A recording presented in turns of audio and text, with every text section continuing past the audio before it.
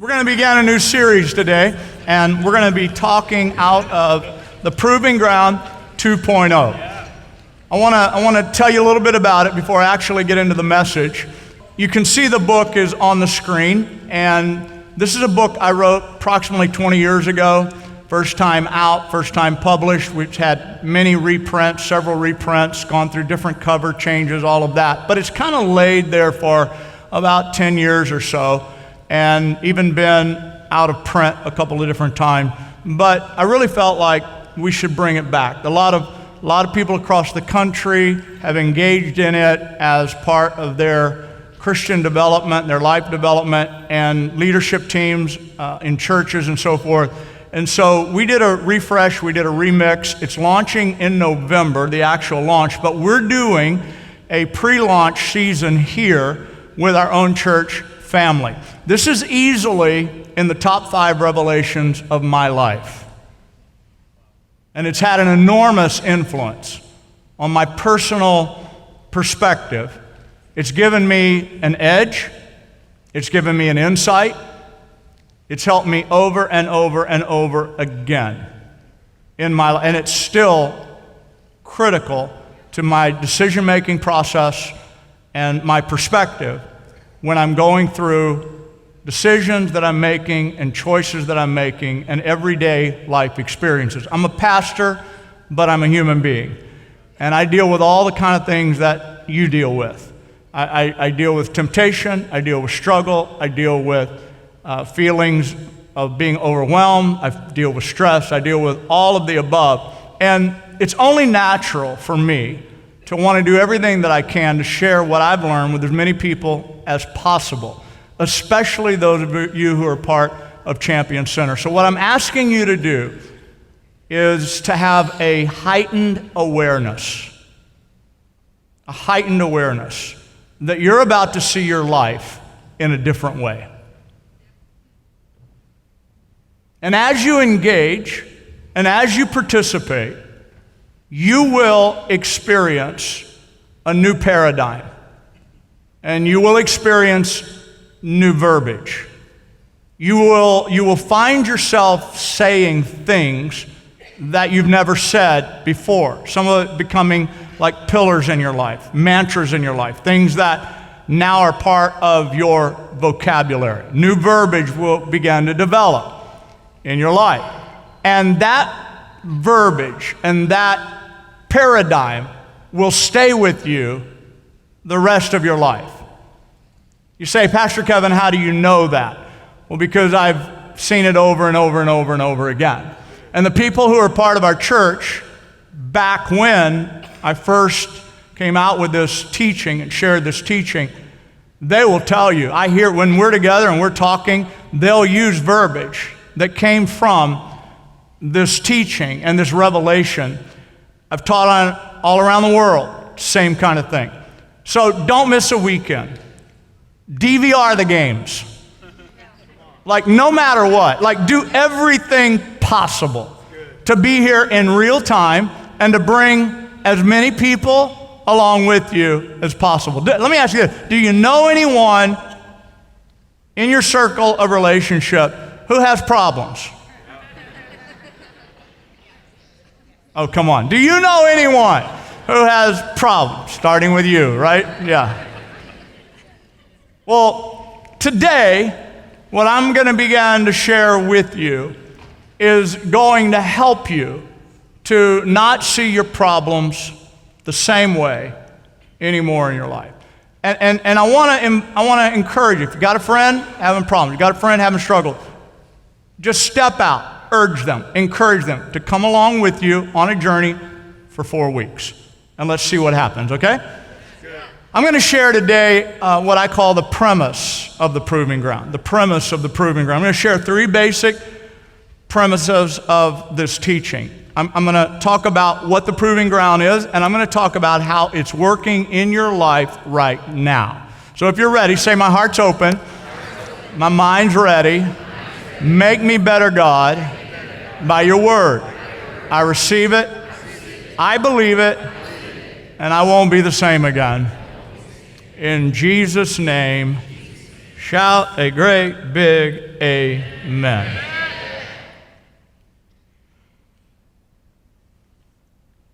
Your life is filled with opportunities known as proving grounds. The term proving ground comes from and is defined in the dictionary as part of the world of business, arts, sports, and science. The proving ground is a place where new products, new equipment, new talent, and new theories are tested. Any manufacturer who would come out with a new product, on one occasion I saw a trash can company who was trying to create and invent a bear-proof trash can that could be out on the campgrounds and in bear country, and bears could, the bears would pick it up and try to open it and stomp on it and kick on it. And the process that I observed was that these trash cans were built and created by a few different companies who were wanting to be the first ones, that got there. And they had video footage of these trash cans that bear would come to them, they fill them up with food, bear would come, and the bear would stomp and kick and turn it upside down and get on top of it, and boom, it would pop open. That trash can did not pass the test. It could not have the name Bear-Proof on it. But finally, there was a trash can that a big old bear sat on, punched on, shook, turned upside down, did everything that he could do, and the trash can stayed together. The lid would not come off. And what happens is that it's a test, and now it becomes worthy of a new name, of a new title, of being a trash can that is now bear-proof. So the proving ground is something that is known in business and sports and so forth, but what some of you may not know is that God has designed that your life will continually have proving grounds of opportunity. There will be places and spaces and moments where we're given opportunities to prove ourselves at one level as a doorway into something greater. When you start to recognize proving grounds, you'll start to see purpose in your problems. Because no problem is just a problem. Once you start to get this into your mind, you look at your problems differently. No problem is just a problem, but it's an opportunity to something better. It's a proving ground where our attitude is tested, where our faith is tested, where our determination is tested, our commitments are tested.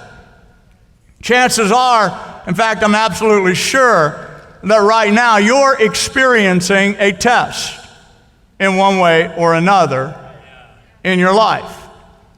And if you only see it as a problem, you will miss the opportunity. It could be that right now you're working for someone that's difficult to work for. There's conflict, there's strife, there's indifference. And while in your mind they are just this difficult person, they are impossible to be employed by or managed by. And in your mind, it's just this problem with this person who is a problem. What I want to invite you to consider is that while you're looking at them and you're saying, God, please, move them out of my life. God, please, somehow, get them out of the way. I can't take it anymore, God. That while you're thinking that way, that God is perhaps looking at you. And he's saying, nope, not going to move them because I want to watch you for a little while. And I want to watch how you handle yourself when the pressure is on. I want to watch how you deal with the conflict and with the strife. And oh yeah, the other people in the office, they don't like them either. So what I want to watch is, do you join in with the criticism? Do you join in with the hate talk? Do you join in the conversation? I just want to watch you for a little while here. It could be that you felt offended by someone or by something, and you're not sure how you're going to respond to that. But I want to say to you today that it's a test. It's not just a problem. It's an opportunity. When you feel offended, there's a question on the table. Are you going to allow the feeling to turn you into living offended? Are you going to allow what you feel in terms of an offense to grow and to continue until you live an offended life? I was watching my 8-year-old grandson, his name was Kyan, yesterday morning as he played flag football. And he loves sports. He's a good little athlete. And I watched him as he was quarterbacking, and he takes the snap, and he's like this perfect little move to you sports people know what I'm talking about, fakes the handoff, steps back. He's a lefty, and I got it all on video. If you want to see it, I'll send it to you. I'm kidding. And he steps back, and he fakes it, pumps a couple times, and then boom, 15, 20-yard pass, boom, in the receiver's hand. Touchdown! Papa is running up and down the sideline, screaming like a wild man. After the game, I'm high-fiving him. I'm saying, so which one are you going to do? You want to play in the NBA or the NFL? Come on, Papa. He knows he's 8 years old. But here I am. I'm flinging the dream. I'm throwing out the possibilities. I'm having a lot of fun in this young boy's mind. And I'm planting little seeds of opportunity, possibility. My 2-year-old, on the other hand, he loves worship. He has 8 guitars. 8. I don't think any of them are real, but they work for him. He's 2 years old. He has a microphone stand that we got him with a little speaker on the bottom, because he loves to get in front of the video of praise and worship, and he learns the words, and he sings with all of his heart. Some of you have seen, I post on social media. 2 years old, and he's not shy. If he were here right now, I'd bring him up, and he'd come up with his guitar. He don't care. He goes for it. So this morning I wake up. He spent the night at my house. I woke up this morning, and we had praise and worship going, and he's kind of moving with it a little bit, and we're trying to get him dressed and get his breakfast and all that. And I'm going, "You gonna lead worship today?" And he's like, "Yes, I am, Papa. I'm leading worship at church today." It's so fun. I'm like, "You're a worship leader." "Yes, I am. I'm a worship leader." I have friends that when I post on social media with it, I have pastor friends around the country are like, "Okay, how do I get that kid to come and lead worship at my church?" We've had a world of fun with this whole imagination process of his future. But here's what the point is. It's not football. It's not basketball. It's not worship leader. It's none of that. What it is that whatever you end up going for in life, here's what I know, is that whatever dream they have, there are tests along the way.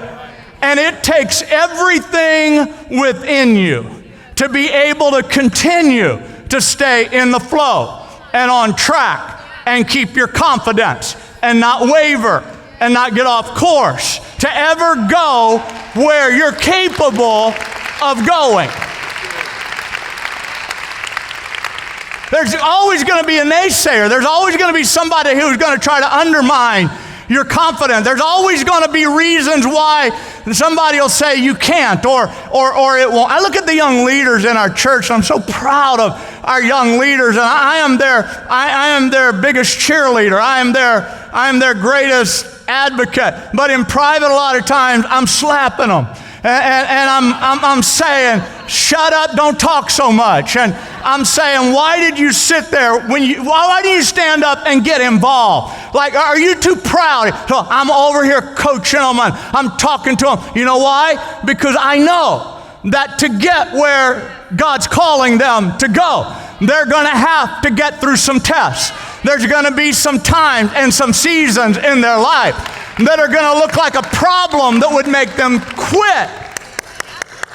But the problem is an opportunity. Are you with me? Are you hearing me? So it is a test, but it's not just a test. It is a problem, but it's not just a problem. It is an opportunity. And maybe in your mind it needs to be broken down in another way. Maybe in your mind it needs to be thought of as you as a father. When your son is in desperate need of a model. When your son is in desperate need of a father who can humble himself. When your son is in desperate need of a father who will put himself aside and set aside his pride. And when that's happening, you're in a moment when you have a chance to literally say as a dad, I am sorry. Dad messed up. Will you forgive me? And you can either pass the test and do what you know is the improved father figure that you really want to be in your heart, or you can let your pride keep you away and count you out of the moment. It's an opportunity. Am I helping anybody right now? Am I helping you? So the second thing that I want to say to you today is that when you are going through, let me get to my notes here.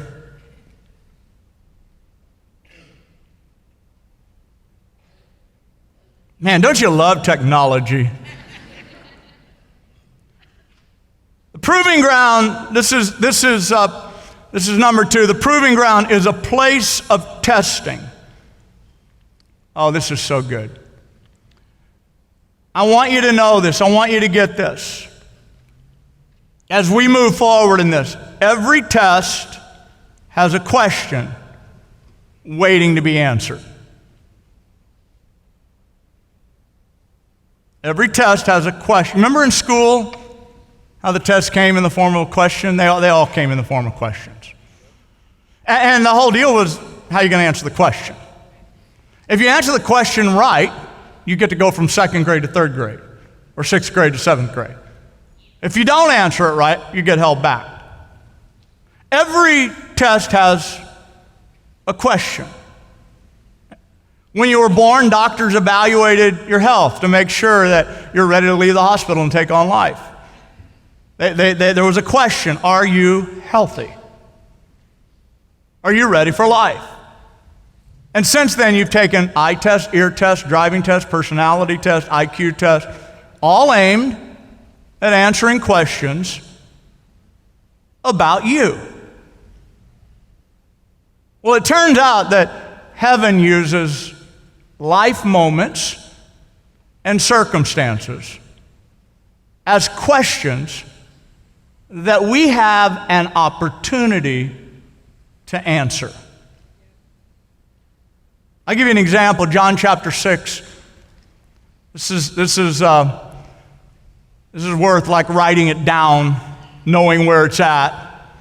It goes like this. It says in verse 5, when Jesus looked up and he saw a great crowd coming toward him, he said to Philip, Philip, see all these people? Yeah, Jesus. Kind of cool, huh? Yeah, but tell me this, where are we going to get food? Where will we buy bread to feed all these people lunch? The next line, he asked the question only to test him. For he already had in mind what he was going to do. Somebody say, uh-huh. Jesus didn't ask the question because he didn't know the answer. He asked the question to see how Philip would answer. The King James Version of verse 6 reads exactly like this. It says, and this he said to prove him. The proving ground. The proving ground. Now, there was no announcement for Philip. There was no one saying, hey, you're about to get a big question. There was nothing that, that said this is going to be a big moment. Get ready, get ready, get ready. Make sure you get it right. No, just there it is. Boom, a moment. It just looks real normal, natural. Well, Philip screwed it up. Watch what he does. He says, wow, yeah, it's going to take more than a half year's wages to buy enough bread for each of them to have a bite.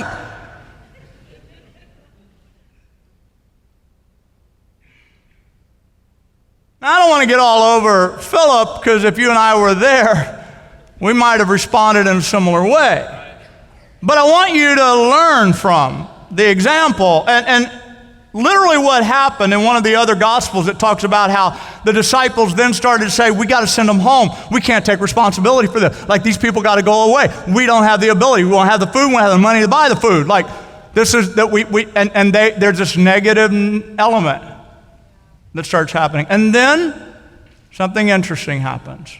The next verse, Andrew, who was Simon Peter's brother, he sees what's going on, and he spoke up. And he said, well, here's a boy with 5 loaves and 2 fish, and I know we got a huge crowd, and I don't know how that can help, but I'm just saying.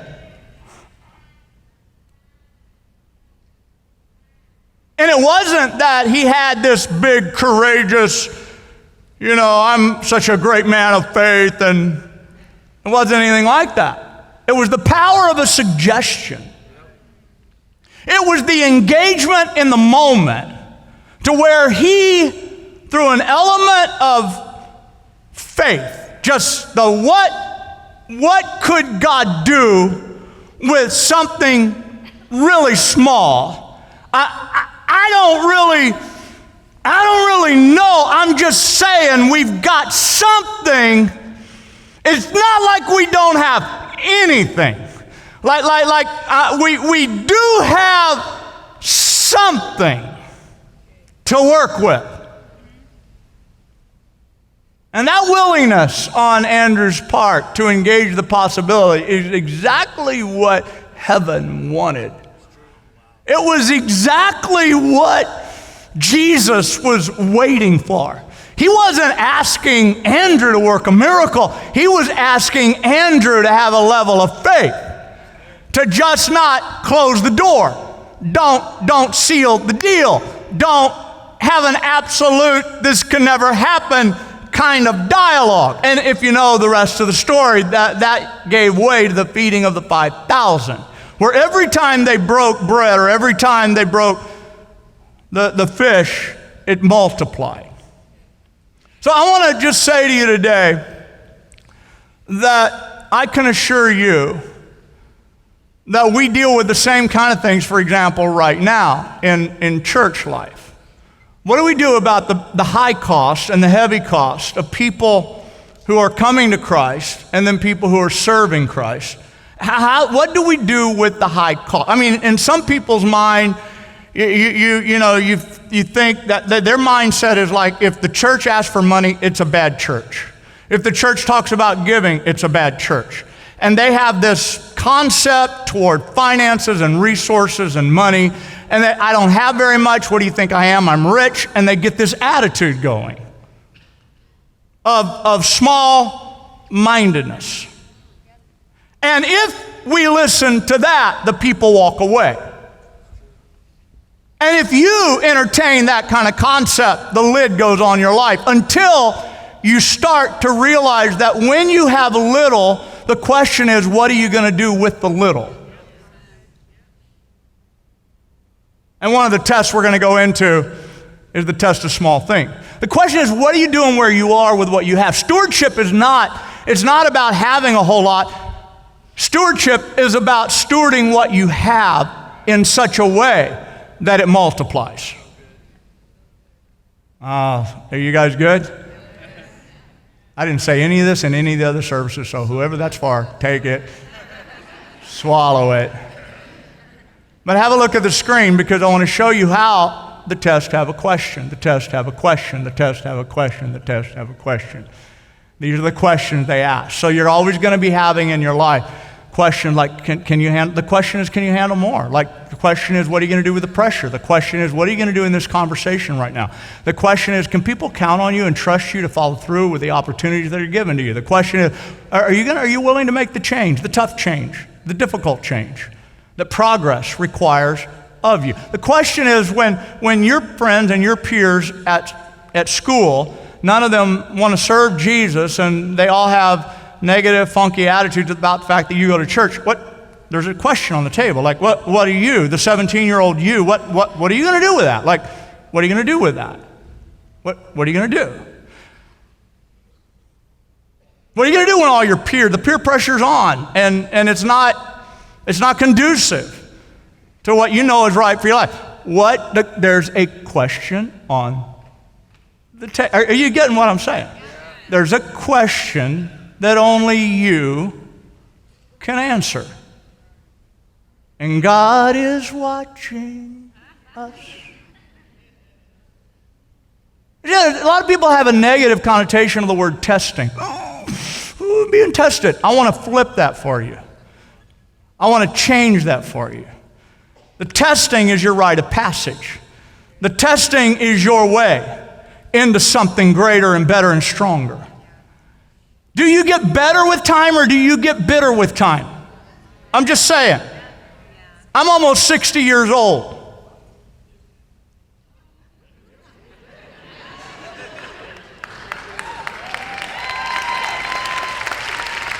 Been married over 30 years. So when some of my peers are like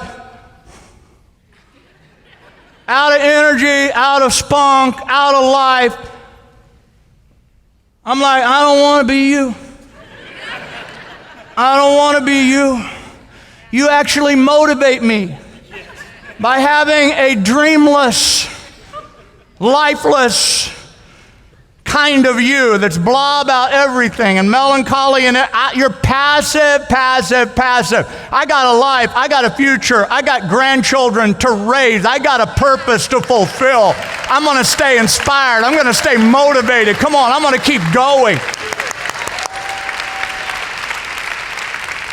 Pastor Kevin, does that mean you never feel bad? Absolutely not. It just means I'm getting up every day and saying it's only a test. It's only a test. Can I do it? You bet I can do it. Can I change my habits? You bet I can change my habits. It's a test.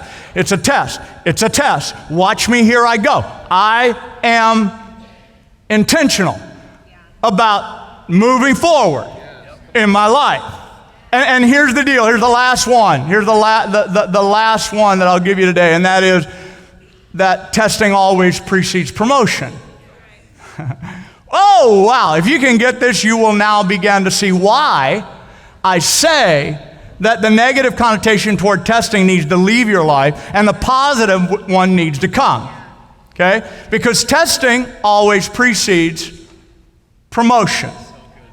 It always precedes promotion.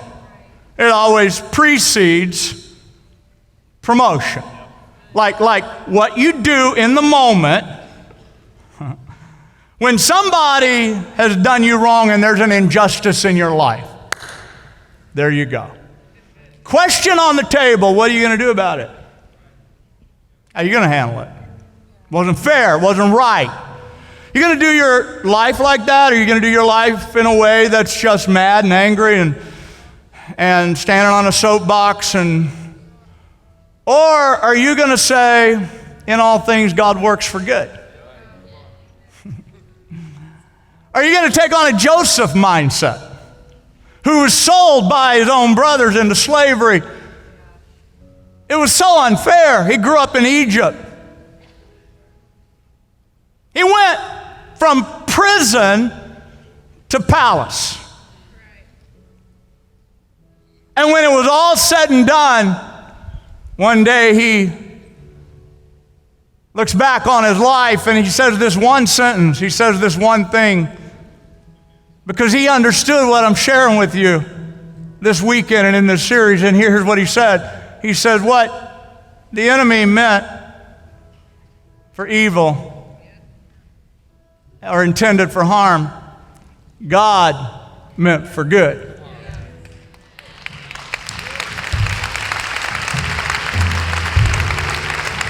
He was just looking back and connecting all the dots and saying,